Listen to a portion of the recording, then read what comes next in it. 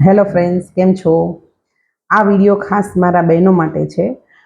જો તમને ઊંઘ બરાબર નથી આવતી, ઊંઘ દરમિયાન તમને પસીનો વળે છે, અથવા તો શરીરનો કોઈ ભાગ, પગ કે હાથ કે એમાં તમને એકદમ બળતરા થતી હોય કે પગ કે હાથ ગરમી થતી હોય છે, ખુલ્લા રાખવા પડતા હોય છે, તમને નાની ને મોટી વસ્તુઓ ભૂલાઈ જતી હોય છે, તમારું કોન્સન્ટ્રેશન એટલે કે એકાગ્રતા ઘટી ગઈ છે, તમે વારે ઘડીએ ચીડચીડા થઈ જાઓ છો, તો અને તમારી ઉંમર 40 વર્ષની આજુબાજુમાં છે, તો તમે પેરીમેનોપોઝલ સર્કલની અંદર એન્ટર થઈ ગયા છો.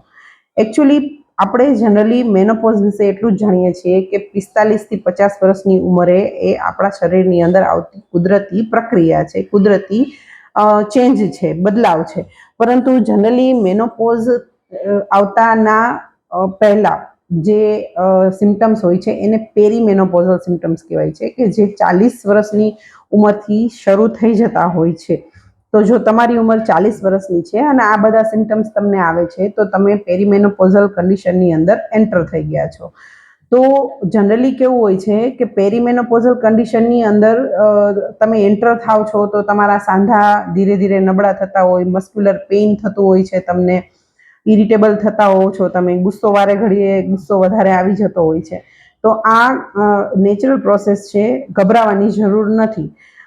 આ વસ્તુઓ કદાચ પેરીમેનોપોઝલ પીરિયડ જે છે એ પીરિયડ 2 થી 8 વર્ષ સુધી આપણા લાઈફમાં રહેતો પીરિયડ છે.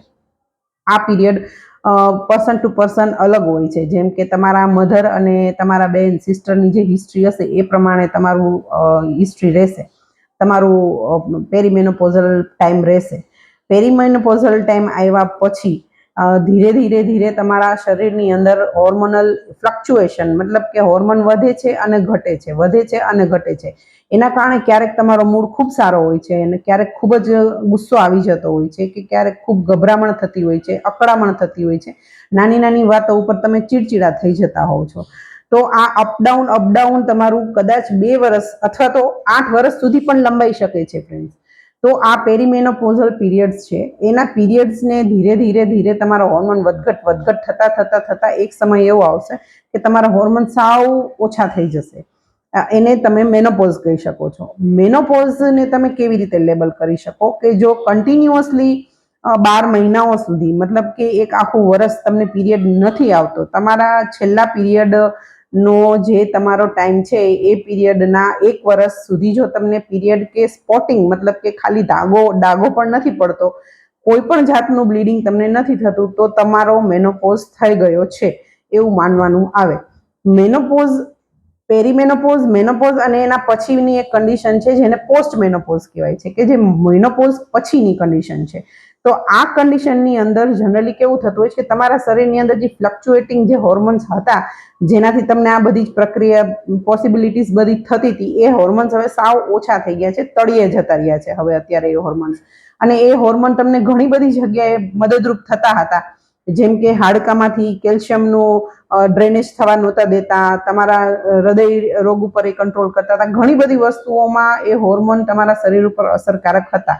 હવે પોસ્ટ મેનોપોઝની અંદર કેવું થશે કે તમારા હાડકાઓ થોડાક નબળા પડશે, એટલે તમે પોસ્ટ મેનોપોઝલ કન્ડિશન ઘણી વખત 80 વર્ષ સુધી ચાલતી હોય છે.